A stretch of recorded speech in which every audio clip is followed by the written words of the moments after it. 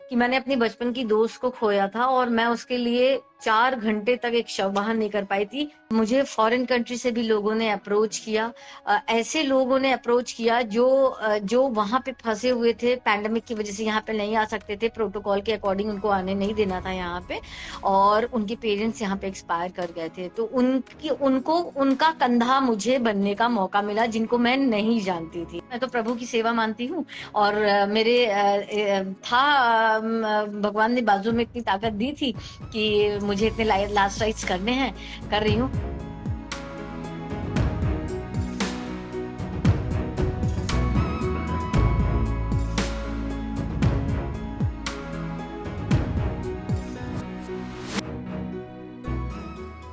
नमस्ते। हमारे साथ होंगी आज हमारे शो में वर्षा। और वर्षा की जो छोटी सी कोशिश है वो इतनी बड़ी है कि उसके आगे मतलब बहुत सारे लोगों ने नतमस्तक हुए उसके आगे, और बहुत ही स्पेशल बनी वर्षा अपनी उस छोटी सी कोशिश के चलते। वर्षा, अगर मैं आपको नजर आ रही हूँ, मैंने आपको एक इनवाइट भेजा है, आप बस उसे एक्सेप्ट कर लिया, that's good. So how are you? I am good. Very nice. तो वर्षा, ये जो आपकी छोटी सी कोशिश है जो एक बहुत बड़ी चीज बन गई है, क्या है ये? मतलब इसकी शुरुआत आपने किस तरह से की? क्योंकि मतलब वो भी एक ऐसा डेयरिंग काम जिस काम में कभी औरतें नहीं आती हैं। आज जो लोग बचपन से मुझे जानते हैं, उनको पता है कि वर्षा के लिए जो नॉर्मल चीजें हैं वो बहुत बोरिंग है। तो इन चीजों को ध्यान में रखते हुए, चूंकि मैं टीनेज से ही अपने मम्मी पापा को जो मतलब चीजें देखी मैंने, तो टीनेज से ही मेरे अंदर थोड़ा सा सेवा का भाव हमेशा से रहा था। और उन्हीं चीजों को देखते छोटी छोटी चीजें डेली डेली हम लोग करते थे। और वो चीज मुझे बिल्कुल एहसास नहीं था कि वो चीजें आगे चल करके एक बहुत बड़ी चीज सेवाओं में बदलने वाली हैं। तो जब मैं बचपन में स्कूल से आती थी, तो इस 1 घंटे के लिए लगभग घर में पेरेंट्स से अपना टाइम मांग करके जो नियरेस्ट गवर्नमेंट हॉस्पिटल होता था वहां पे जाती थी। तो उन लोगों की सेवा जो करते थे वो बहुत छोटी सेवा होती थी, जैसे उनके लिए जूस ले आना, या उनकी रिपोर्ट्स कलेक्ट करके ले आना, या इसी तरह की छोटी छोटी सेवा। तो वो मुझे बिल्कुल भी वो नहीं पता था कि बड़ी सेवा होगी। और जो उनका दर्द होता था वो जहन में बैठता गया, और हमेशा ये रहता था कि अब इसके बाद कुछ बड़ा या कुछ वाकई में, ये किसी के लिए जूस ले आना या किसी के लिए रिपोर्ट्स कलेक्ट करके लाना बहुत बड़ी सेवा नहीं थी। लेकिन हाँ, वो हो सकता है मेरा प्रैक्टिस पीरियड रहा हो, वो ट्रेनिंग पीरियड था मेरा। तो उस समय हमारे लिए वही बहुत था कि पेरेंट्स 1 घंटे के लिए अलाउ करते थे हमें सरकारी अस्पतालों में जाने के लिए। तो वो जो दर्द था वो धीरे धीरे इकट्ठा होता गया। पढ़ाई के साथ साथ चीजें दिमाग में हमेशा चलती रही कि कैसे क्या किया जाए। फिर एक टाइम ऐसा आया कि मैंने डेस्टिट्यूट पीपल्स पे काम करना स्टार्ट किया। सेवाएं कभी, मुझे लगता है हाई स्कूल भी रही होगी तो भी सेवाएं मेरी कभी नहीं बंद हुई थी, छोटी या बड़ी हमेशा चलती रही। तो फिर एक टाइम पे जब मैंने डेस्टिट्यूट पीपल्स पे काम करना स्टार्ट किया, तो आप जैसा कि जानते हैं कि आप किसी भी व्यक्ति के साथ थोड़ा सा समय बिताते हैं तो आप उसके बहुत करीब हो जाते हैं। तो ऐसे ही मेरे साथ भी होता था कि वो बहुत, मैं क्लोज हो जाती थी अपने सारे केसेस के साथ में। और उन्हीं बीचों अगर ठीक हो गए तो ठीक है, उनको शेल्टर होम शिफ्ट करते थे, और अगर नहीं हुए, उनकी डेथ हो जाती थी, तो वो मेरे लिए जो पीरियड होता था वो बहुत पेनफुल होता था, क्योंकि उनका लास्ट राइट, मैं चाहती थी कि मैंने सेवा की है तो लास्ट राइट उनकी मुझे मिले, मैं अपने हाथों से अंतिम संस्कार करना चाहती थी। तो स्टार्टिंग में तो खैर बहुत प्रॉब्लम आई, नहीं मिलती थी। उसके बाद में धीरे धीरे जब इंसान करना चाहता है दिल से कुछ, तो उसमें एकदम पूरी तरह से घुसता है, पता करता है चीजें। फिर लीगली मैंने इन चीजों को हैंडल करना स्टार्ट किया, और ये सारी चीजें चल ही रही थी। फिर ये पैंडेमिक आया। मैं आपको बताऊं, जब भी बचपन से मैं कभी कुछ टीवी पे दैवी आपदा टाइप का आते हुए कुछ देखते थे, तो जैसे लोगों में होता है ना कि अरे बहुत दुख हो रहा है और बहुत दुख हुआ, तो ये चीजें बाद में मेरे मुंह से निकलती थी। कोई भी चीज टीवी पे देखने के बाद पहले मेरे दिमाग में ये आता था कि उन तक मैं कैसे पहुंचूं, या उन तक मैं मदद कैसे पहुंचाऊं। तो ये पहले दिमाग में आता था, दुख बाद में आता था। ये चीजें हमेशा से बैठी हुई थी चूंकि। तो अभी जब ये पैंडेमिक आया तो मुझे लगा कि ठीक है, अभी हमारी अब एज भी इतनी कम नहीं है कि मुझे घर वाले रोकेंगे, और मुझे किसी तरह की कोई बाधा नहीं नजर आई। और मैंने इमीडिएटली अपने आप को अस्पतालों के बाहर हमने वहां पे हम पहुंच गया प्लाकार्ड लेकर के। और उस प्लाकार्ड को फर्स्ट डे जब मैंने, प्लाकार्ड पे लिखा हुआ था सिंपल सा कि निशुल्क शव वाहन, और उसमें सिंपल सा मेरा नंबर दिया हुआ था। और उसका भी एक बहुत बड़ा रीजन था कि मैंने अपनी बचपन की दोस्त को खोया था, और मैं उसके लिए 4 घंटे तक एक शव वाहन नहीं कर पाई थी, क्योंकि वो लोग मुझसे सिर्फ 4 किलोमीटर के लिए लगभग 10 से 12 हज़ार रुपए मांग रहे थे। मेरे जहन में देने को हम दे रहे थे, लेकिन ये था ना कि मैं क्यों पे करूं। इस उन लोगों ने आपदा को अवसर में बदला था। वो चीज मुझे इतनी इतनी अंदर तक हिला चुकी थी, मुझे इतना डिस्टर्ब किया था कि नेक्स्ट डे सारा दिन हम सोचते रहे। फिर मैंने एक सोशल मीडिया पे मैसेज कन्वे किया लोगों की, मुझे एक वैन चाहिए और एक ड्राइवर चाहिए। और शाम होते होते, रात होते होते मेरे पास सैकड़ों कॉल आई ड्राइवर और एम्बुलेंस के लिए। लेकिन आप विश्वास जानिए, 99% कॉल हमारी इसलिए रद्द हो गई क्योंकि कोई डेड बॉडी को हाथ नहीं लगाना चाह रहा था, कोई शव के वाहन वाली गाड़ी नहीं चलाना चाह रहा था। अच्छा, चीज क्लियर थी मेरे दिमाग में कि मान लीजिए अगर कोई ड्राइवर नहीं मिलता या गाड़ी नहीं मिलती तो मैं अपनी पर्सनल कार लगाती। नेक्स्ट डे से मैंने तय कर लिया था। और ड्राइविंग, चूंकि मुझे कोई भी गाड़ी में ड्राइव कर सकती हूँ, तो मैंने ये सोच लिया था कि ये कार्य कल से शुरू हो जाएगा, ये सेवा कल से शुरू हो जाएगी। अगर कोई मिल जाता है तो वेल एंड गुड, नहीं मिलता है तो ये शुरू हो जाएगा। और नेक्स्ट डे 2.5 घंटे मैं वो प्लाकार्ड लेकर राम मनोहर लोहिया अस्पताल के बाहर बैठी हूँ, और मुझे पहला केस मिला। और पहले के बाद फिर इमीडिएटली वापस आते ही दूसरा, क्योंकि लोग मुझे समझ चुके थे उस समय पे वहां पे। और लोगों को वाकई में बहुत नीड थी। मैं 2.5 घंटे वहां बैठी हूँ, मैंने लोगों का, वहां का इतना भयावह मंजर था, लोगों का इतना दर्द था, इतनी चीख, इतनी पुकार, इतनी तड़प थी लोगों में कि मैं आपको बता नहीं सकती हूँ। वो देखने के बाद मैं एक सेकंड बैठ नहीं सकती थी अपने घर में। और फर्स्ट डे मैंने 5 केसेस किए, और सारी रात कॉल, चूंकि निशुल्क सेवा होने की वजह से, और तो सारी रात मेरे पास कॉल आई। और नेक्स्ट डे सवेरे से समझ लीजिए प्री बुकिंग था। फर्स्ट डे एक गाड़ी थी, फिर तीसरे दिन से 2 गाड़ी, 2 ड्राइवर, 2 अटेंडेंट थे। 5-7 दिन के अंदर मुझे लगता है कि 3 गाड़ियां हो गई थी। और 10-12 दिन के अंदर अंदर 5 गाड़ियां, 5 ड्राइवर, 5 अटेंडेंट थे। और ये सारी सेवाएं फिर लगातार जो चलती रही। और मैं आपको बताऊं, मैं बहुत ब्लेस्ड मानती हूँ अपने आप को, क्योंकि वो जो सेवाएं मैंने दी, मैंने लोगों का दर्द देखा। मुझे फॉरेन कंट्री से भी लोगों ने अप्रोच किया। ऐसे लोगों ने अप्रोच किया जो वहां पे फंसे हुए थे, पैंडेमिक की वजह से यहाँ पे नहीं आ सकते थे, प्रोटोकॉल के अकॉर्डिंग उनको आने नहीं देना था यहाँ पे। और उनके पेरेंट्स यहाँ पे एक्सपायर कर गए थे, तो उनका कंधा मुझे बनने का मौका मिला, जिनको मैं नहीं जानती थी। उनके लास्ट राइट्स में मैंने हेल्प की, जिनको मुझसे कोई लेना देना नहीं था, या मेरा, मैं जानती नहीं थी, मेरा कोई लेना देना नहीं था। तो मैं तो इस सेवा को डायरेक्ट प्रभु की सेवा मानती हूँ। और आई एम ब्लेस्ड कि प्रभु ने इस काबिल मुझे समझा या बनाया, उन्होंने खुद बनाया मुझे इस काबिल, और इस सेवा के लिए मुझे उतारा। और अभी वो जो पीक टाइम चल रहा था, तो मैंने जितने भी लखनऊ के जो बड़े सरकारी अस्पताल थे, जो कोरोना के लिए ही पर्टिकुलर बना दिए गए थे, जैसे मेडिकल कॉलेज या राम मनोहर लोहिया अस्पताल, डीआरडीओ, या इस तरह के जो भी थे, तो 4 अलग अलग अस्पतालों में हमने अपनी 4 गाड़ियां दे रखी थी, ताकि किसी भी अस्पताल के बाहर जो है कोई तीमारदार पैसे की वजह से परेशान ना हो पाए। और एक गाड़ी मैंने ऐसी रखी थी जो इंडिविजुअल हाउसेस को कवर कर रही थी।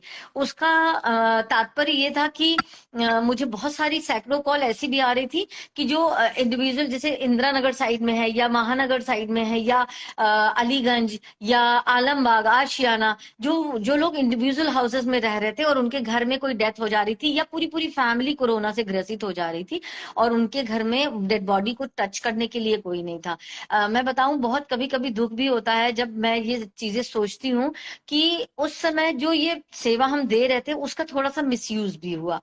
जैसे परिवार डरे हुए थे। मैं आज भी ये सोचती हूँ कि क्या कोई डर इतना बड़ा हो सकता है कि आप परिवार को त्याग कर सकते हैं, अपने परिवार का त्याग कर सकते हैं, वो परिवार जिसके साथ कल आप उठते बैठते थे, खेलते थे, पिकनिक जाते थे, मूवी जाते थे, खाना खाते थे, दिन दिन उन्हीं के साथ शुरू होता था, शाम उनके साथ ढलती थी।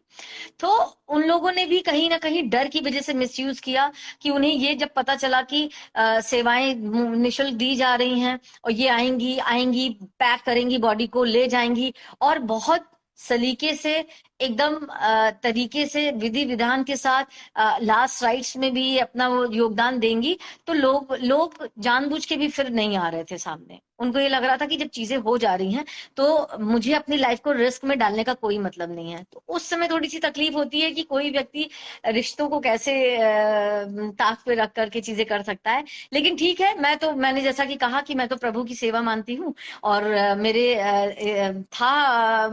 भगवान ने बाजू में इतनी ताकत दी थी कि मुझे इतने लास्ट राइट्स करने हैं, कर रही हूँ। एक चीज और बताना चाहूंगी, आप सभी लोगों की दुआओं से जो सेवा सिर्फ इस समय लखनऊ में चल रही थी पिछले 2.5 महीने से, अभी वो पूरे ऑल ओवर उत्तर प्रदेश में सारे एरियाज को कवर कर रही है। हमारी गाड़ियां अभी भी मॉर्चरी के बाहर लगी हुई हैं, अस्पतालों के बाहर लगी हुई हैं। और जो भी व्यक्ति जिनके पास पैसे नहीं है, जैसे कि आप सभी को पता होगा कि मेडिकल कॉलेज, चूंकि मेडिकल लखनऊ जो है हमारा मेडिकल हब है, यहाँ पे जो बहुत बिगड़े केसेस होते हैं आसपास के बड़े बड़े शहरों से भी यहाँ पे आते हैं लखनऊ में मेडिकल कॉलेज, पीजीआई जैसे जगहों में। तो ये कवर करता है हमारा। तो जब बिगड़े हुए केसेस होते हैं तो उनका डेथ रेशियो भी ज्यादा बड़ा होता है।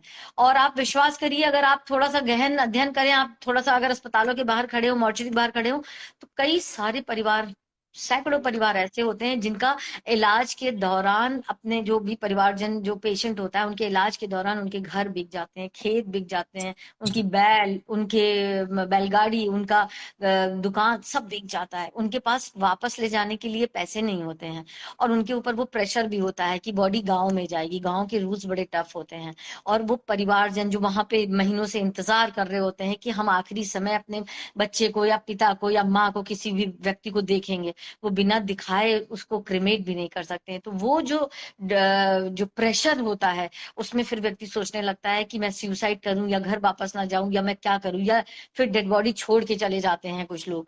तो उस सिचुएशन से निकालने के लिए, उस सिचुएशन में थोड़ी सी, एक छोटी सी मदद करने की कोशिश हम लोग करते हैं।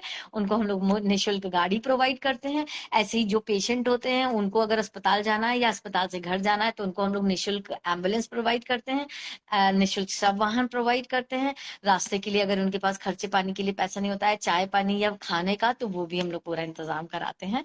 और मैं चाहती हूँ कि जल्दी से जल्दी स्थिति नॉर्मल हो जाए, चीजें नॉर्मल हो जाए, और जन समान तक ये सेवा हमारी चलती रहे।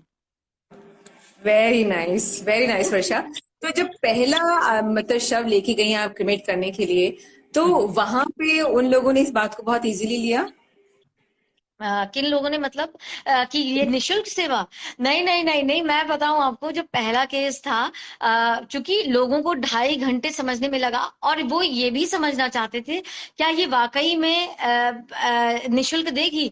ये जो लड़की बैठी है अस्पताल के बाहर, मे भी कि अभी कह रही है, सब लोग देख रहे हैं तो अभी कह रही है कि निशुल्क देगी। और उन्होंने मुझसे कम से कम 7 बार ये सवाल किया, और जो रास्ता था मेरा अस्पताल से क्रिमेशन सेंटर तक का, वो बार बार रोते रोते रुक जा रहे थे। फिर वो मुझसे पूछ रहे थे कि वहां जाके तो तुम कोई पैसा नहीं मांगोगी, तो ये तो नहीं कहोगी कि इसका नहीं तो अच्छा इसका दे दो, या उस चीज का नहीं, कोई बहाने जैसे होते हैं ना कुछ टर्म्स एंड कंडीशंस होते हैं। तो उन्हें ये लग रहा था कि कुछ हिडन टर्म्स एंड कंडीशन तो हमारी संस्था के नहीं है, और ये वाकई में देगी कि नहीं देगी। और बल्कि कुछ लोगों ने तो मुझे रास्ते में ये भी कहा कि सुनो, ऐसा है, अगर तुमने वहां जाके मांगा तो मैं पूरे गांव को इकट्ठा कर लूंगा, और सोच लेना मैं तुम्हें एक पैसा नहीं देने वाला हूँ। लोगों को विश्वास नहीं होता है जब ये पता चलता है। आप ये समझिए, अभी तो लखनऊ तक का ही सीमित था, लखनऊ के बाहर अब वो ऑल ओवर यूपी कवर कर रहे हैं चूंकि, तो अब तो लोगों को वाकई बिल्कुल भी विश्वास नहीं होता है। लोग 60,000 रुपीज चार्ज करने के लिए कहते हैं। लोगों के पास 60,000 रुपीज, 20,000, 15,000 नहीं होते हैं।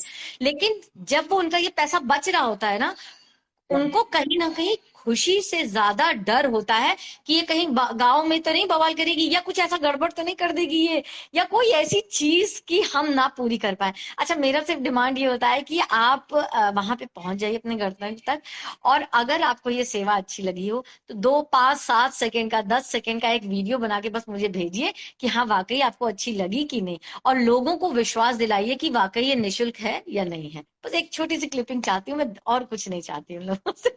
तो कमीशन सेंटर पे क्या दिक्कत आई थी जब पहली बार पहला केस लेके गई थी आप? देखिए, चूंकि पैंडेमिक, वैसे तो मैं 3.5 साल से डेस्टिट्यूट बॉडीज पे काम कर रही थी, तो वहां पे लोग जानते थे, हमें पहचानते थे।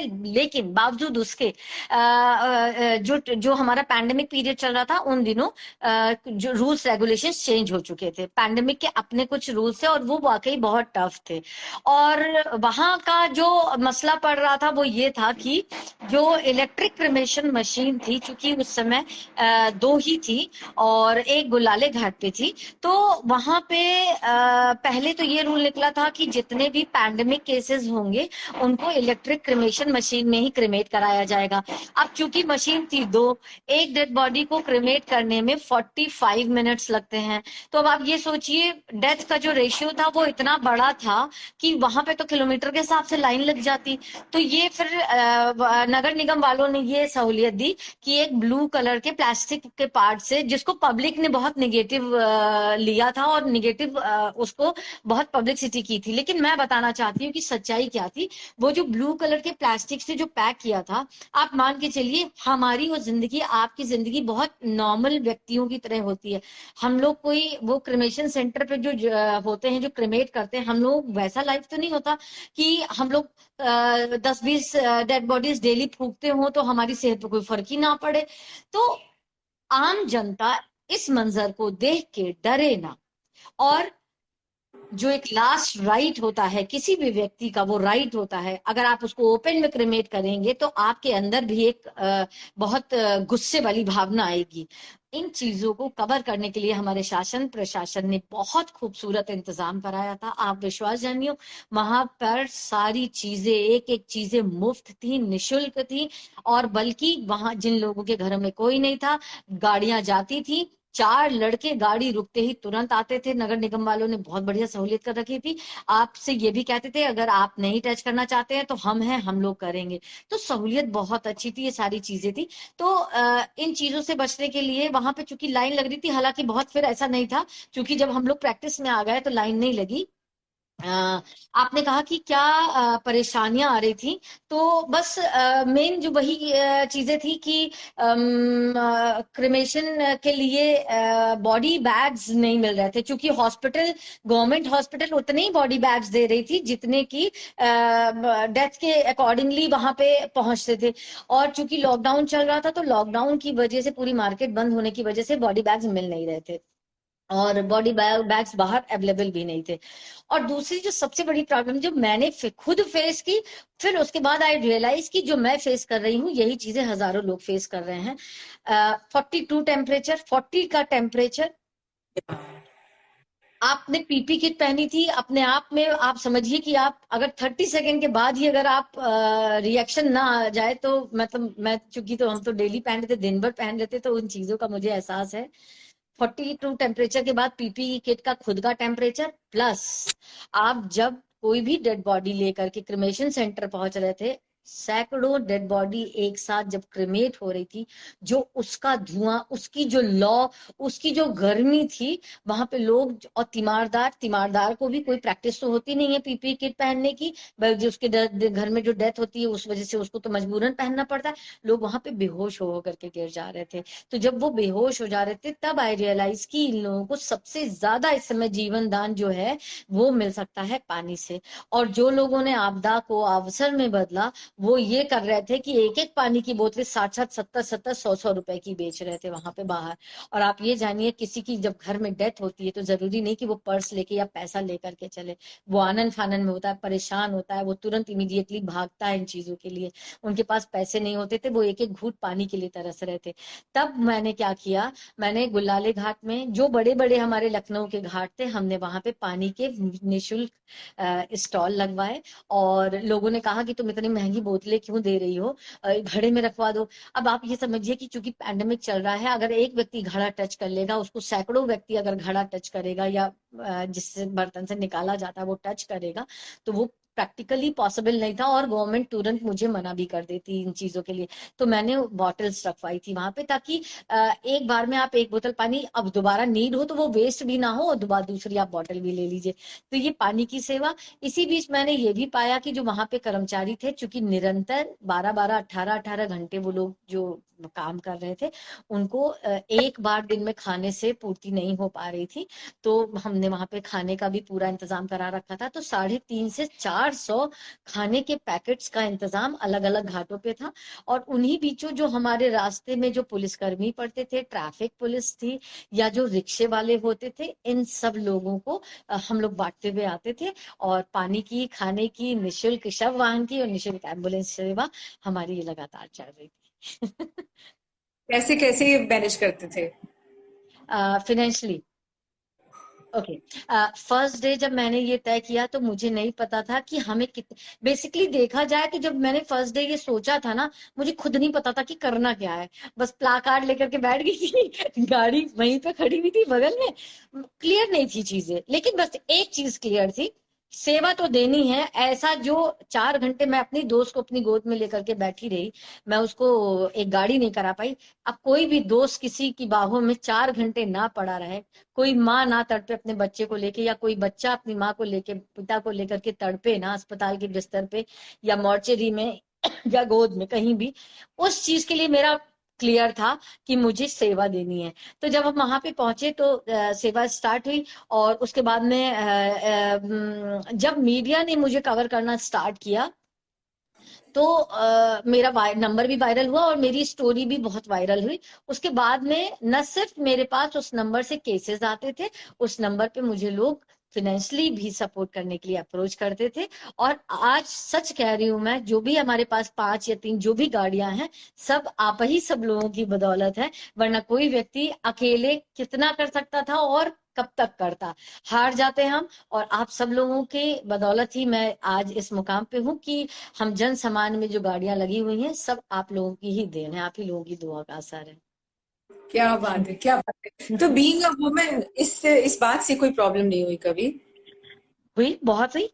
बीइंग अ वुमेन, मैं आपको बताऊं कि शायद मैं ज्यादा बेहतर तरीके से इन चीजों को कर पाई, शायद मैं ज्यादा फीलिंग्स के साथ कर पाई, शायद मैं ज्यादा इमोशंस के साथ कर पाई। जो गॉड ने हमें पार दी है जननी होने की, जननी, हम लोग जननी हैं। कंपैरेटिवली गॉड ने इस बात को समझा कि जो मेल पर्सन है उनमें इतना पेशेंस नहीं होता है कि वो 9 महीने तक एक बच्चे को कैरी कर सके अपने कोख में, राइट। और 9 महीने तक जो उनका पालन पोषण होता है, और न सिर्फ 9 महीने तक, बेबी जब हमारा बाहर आता है, बाहर की दुनिया देखता है, 5 साल तक तो उसको इतने केयर की जरूरत होती है। तो जब ये बात गॉड को कॉन्सेप्ट क्लियर है कि एक जनन ही ये काम कर सकती है इस चीज को, तो ऑब्वियसली हमें और आपको भी चीजें क्लियर होनी चाहिए कि जो एक महिला है वो ज्यादा इमोशंस के साथ, ज्यादा फीलिंग्स के साथ काम कर सकती है। खासकर इस तरह का जो इमोशनल काम होता है, जो डायरेक्ट दिल से जुड़ा हुआ काम होता है, जो डायरेक्ट प्रभु के से जुड़ा हुआ काम होता है। मुझे लगता है कि मैं शायद इसीलिए ज्यादा बेहतर कर पाई, क्योंकि मैं एक फीमेल हूँ। मेल होती तो शायद 2-4 बॉडीज के बाद में मुझे लगता है हाँ ठीक है ठीक है ठीक है टाइप से, लेकिन अभी मैं फुल इमोशंस के साथ काम कर पाती हूँ, क्योंकि मैं एक फीमेल हूँ। क्या बात! तो जब सब लोग आपकी सक्सेस स्टोरी के लिए आपको फोन करते, जैसे मैंने भी आपको अप्रोच किया, तो अब फिर ना मन में और उत्साह जगता है कि हाँ, व्हाट नेक्स्ट? तो अगला हम क्या उम्मीद करते हैं आपसे, क्या करने वाली हैं आप? मैं आपको सच्ची बताऊं, आप चूंकि जहां पे आप बैठी हुई हैं, आपका उठना हर व्यक्ति के साथ होगा, हर एक ऐसी जगह से होगा जिन लोगों ने भी हमारी स्टोरी कवर की है। जब कहीं से भी, चाहे वो फोर्ब्स से आई हो कॉल मेरे पास, या रीडर्स डाइजेस्ट से आई हो, या इंडिया टुडे से आई हो, या ब्रूट से आई हो, या बीबीसी से आई हो। सबसे पहले मुझे बीबीसी ने कवर किया था।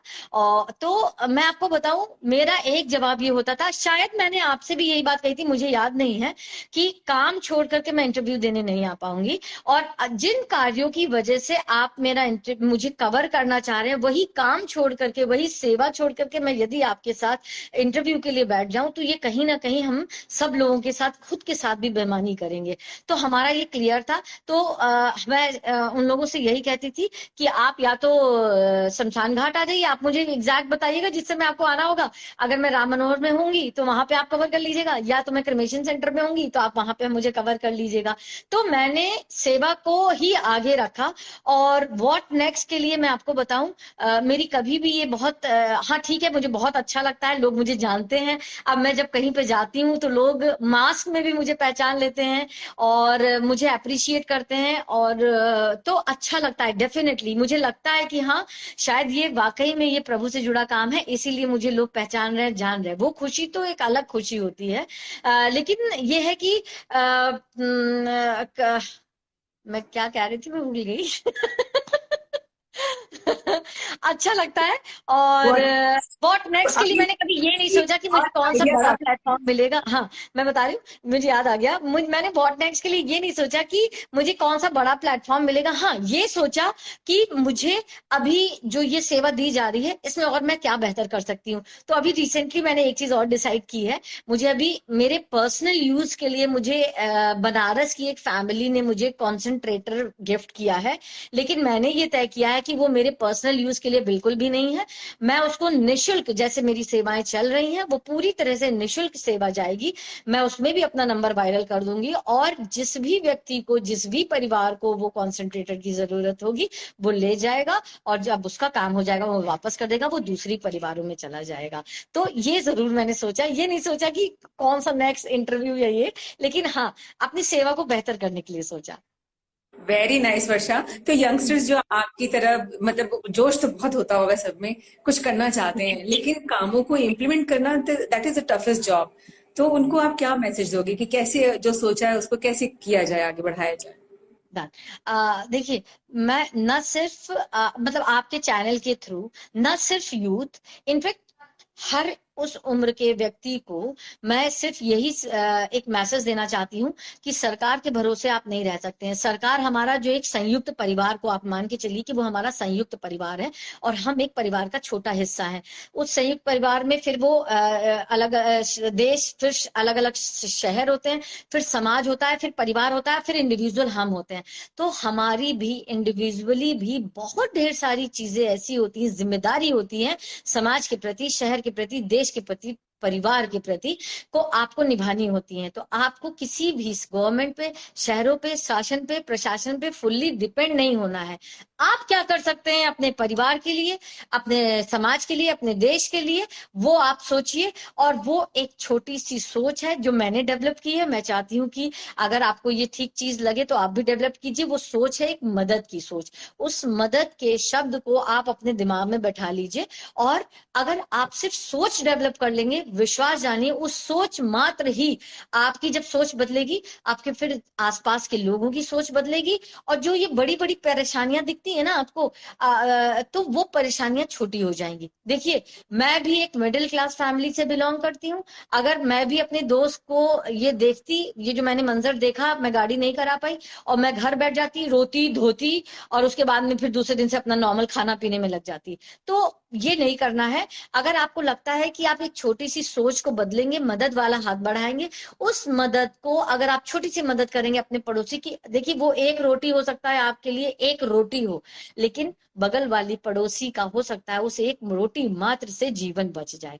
तो ये छोटी तो बिल्कुल। मदद नहीं हुई ना, आपने तो किसी का जीवन एक रोटी से बचा लिया। तो कोई भी छोटी मदद जो होती है, छोटी या बड़ी नहीं होती है। बस सिर्फ आपको सोच डेवलप करनी है मदद की, और निरंतर मदद करते रहना है एक दूसरे का, ताकि ये पैंडेमिक जैसे जो बड़े बड़े भयानक भयानक वर्ड्स लगते हैं ना, वो छोटे छोटे हो जाए। That's it. वेरी नाइस कोशिश। और ये जो मदद वाली बात आपने बोली ना, सबसे अच्छी लगी मुझे, कि हमें बस बिना किसी उसके मदद करते रहना और आगे बढ़ते रहना है। बस यही, एग्जैक्टली। अच्छा, thank you very much. Thank you Indu ji, thank you so much. Bye bye, take care.